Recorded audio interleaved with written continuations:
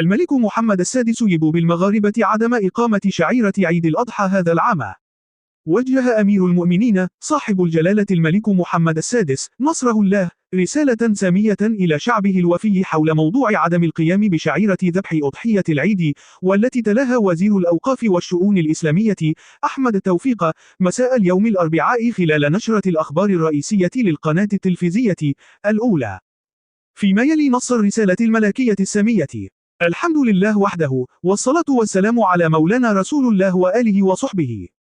شعبي العزيز، لقد حرصنا منذ أن تقلدنا الإمامة العظمى مطوقين بالبيعة الوثقى على توفير كل ما يلزم لشعبنا الوفي للقيام بشروط الدين، فرائضه وسننه، عباداته ومعاملاته، على مقتضى ما من الله به على الأمة المغربية من التشبث بالأركان والالتزام بالمؤكد من السنن، والاحتفال بأيام الله التي منها عيد الأضحى الذي سيحل بعد أقل من 4 أشهر. إن الاحتفال بهذا العيد ليس مجرد مناسبة عابرة، بل يحمل دلالة دينية قوية تجسد عمق ارتباط رعايانا الأوفياء بمظاهر ديننا الحنيف وحرصهم على التقرب إلى الله عز وجل وعلى تقوية الروابط الاجتماعية والعائلية من خلال هذه المناسبة الجليلة. إن حرصنا على تمكينكم من الوفاء بهذه الشعيرة الدينية في أحسن الظروف، يواكبه واجب استحضارنا لما يواجه بلادنا من تحديات مناخية واقتصادية أدت إلى تسجيل تراجع كبير في أعداد الماشية.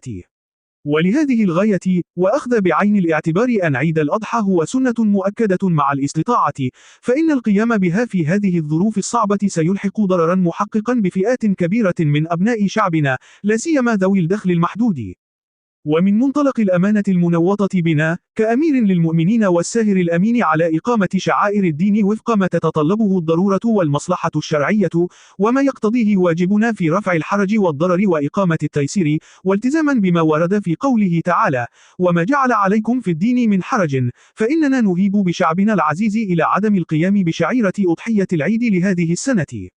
وسنقوم إن شاء الله تعالى بذبح الأضحية نيابة عن شعبنا وسيرا على سنة جدنا المصطفى عليه أفضل الصلاة وأزكى السلام، عندما ذبح كبشين وقال: هذا لنفسي وهذا عن أمتي. شعبي العزيز.